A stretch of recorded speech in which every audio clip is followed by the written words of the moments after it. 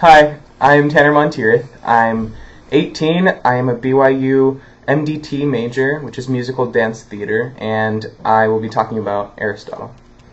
Although Aristotle and his teacher Plato generally agree on many philosophical ideas, there is one specific doctrine on which Aristotle differs from Plato, and from which thousands of years of philosophy stem, the doctrine of change. As a result, Plato believes in a premortal metaphysical world of the forms where all things truly exist, while Aristotle believes in the authenticity of the world that we experience. While differentiation in the doctrine of change seems like it would be a small discrepancy, the repercussions of this difference ultimately causes the philosophers to have different answers to ontological, epistemological, and ethical questions. Both Aristotle and Plato accept the commonly held belief that change is indicative of imperfection.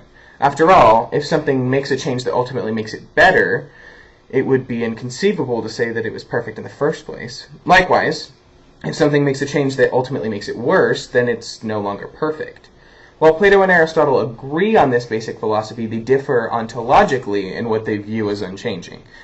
Plato believes in the doctrine of the forms. He supposes that because everything that we experience changes, it must merely be a shadow of a greater unchanging metaphysical world. As such, Plato sees the things of this world and says that they're imitating the things of the metaphysical world of the forms, and even ventures to say that they are not reality. Aristotle doesn't buy into this. Instead, Aristotle proposes that the things that we observe changing actually have unchanging first principles that guide their being. To explain this, Aristotle distinguishes between four basic elements as well as four different types of change. Aristotle recognizes that with so many things in the world changing, it becomes nearly impossible to explain the basic ontological question, what is? As such, Aristotle seeks to understand what is ultimately unchanging, the elements. The world's material makeup of earth, water, air, and fire never truly change. They may take different forms, caused to move by their natural locations by violent motion, but they always eventually return to a state of rest in their natural position. This assertion runs parallel to the biblical passage in Genesis that says, "Dust you are, and to dust you shall return." Essentially, we are made up of the elements, and when we die, the elements that we are made up of return to their natural locations. These four elements help Aristotle understand what is on Earth, but he's baffled when he looks at the heavenly bodies above him. They're constantly moving in what seems to be a circle. Aristotle postulates from this information that the heavens are made up of an element not found on Earth called ether. This ether is imitating God, his unchanging nature, by moving in a circle.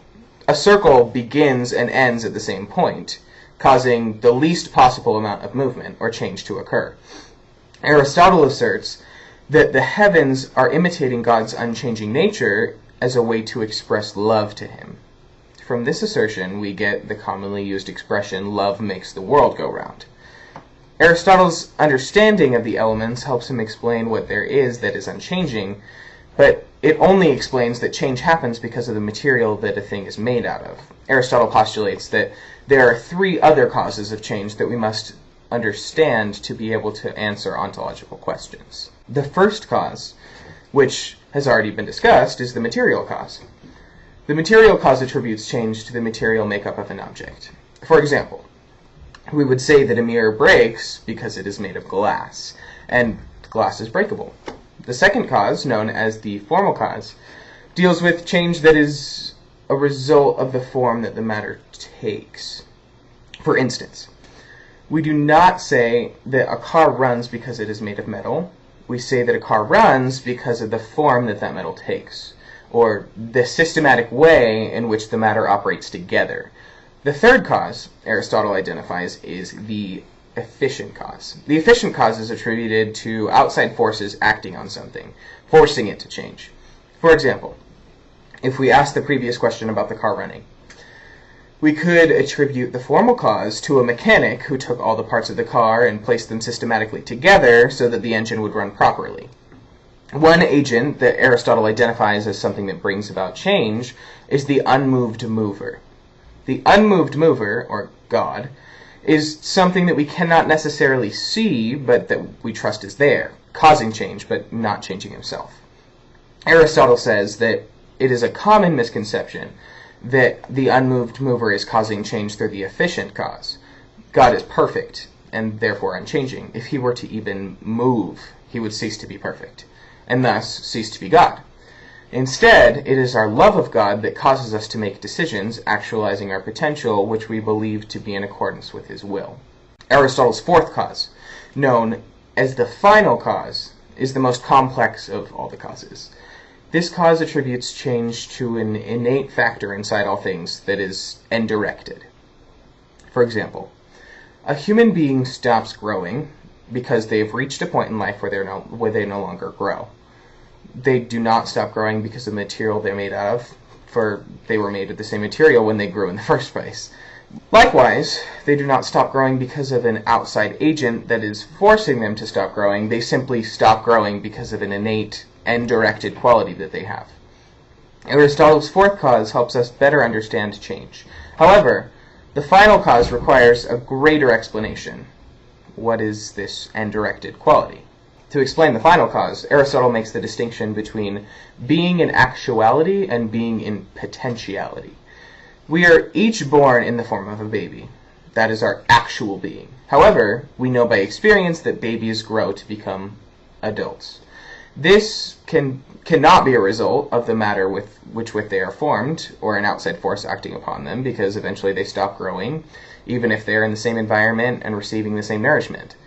Aristotle would explain that although the baby is actually a baby, it has the potential to become an adult. This potentiality is what governs the change emphasized by the final cause, but can also be used to understand epistemological and ethical questions. When answering epistemological questions, Aristotle believes that science, language, and the senses help us come to understand what is. This differs greatly from Plato's view that all learning is but recollection from the world of the forms that we experience in the pre-existence. Plato asserts that our faculties only help us understand the shadows of reality that we experience, rather than coming to understand reality. Thus, observing changes in our world doesn't really help us to understand anything. Aristotle, on the other hand, claims that as we experience changes, we can learn more truths about the reality that we experience. The more truths someone knows, the wiser they are. Plato would disagree with this notion because he thinks that any knowledge of our world is worthless. He says that a wise man is able to recollect the metaphysical world of the forms better than his counterpart. Aristotle, on the other hand, bases his ideas about knowledge gained in the world of the particulars.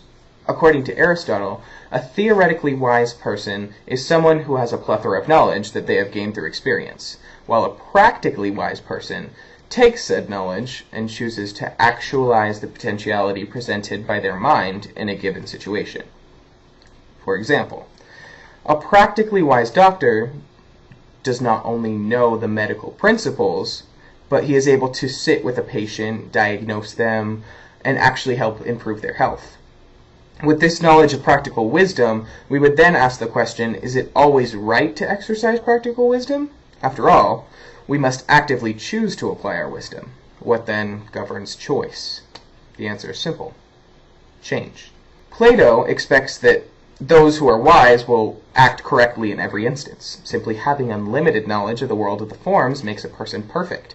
Aristotle disagrees with Plato's idea because he thinks that being theoretically wise does not necessarily constitute practical wisdom.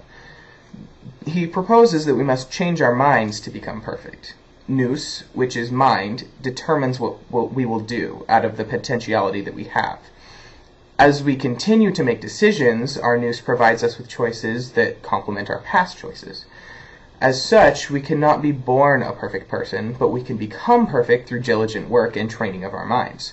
Each decision that we make influences our next decision and the next that we make, forming our own moral principles. Thus, exercising practical wisdom doesn't always necessarily make us perfect, but it does always limit the potential choices that come to our mind.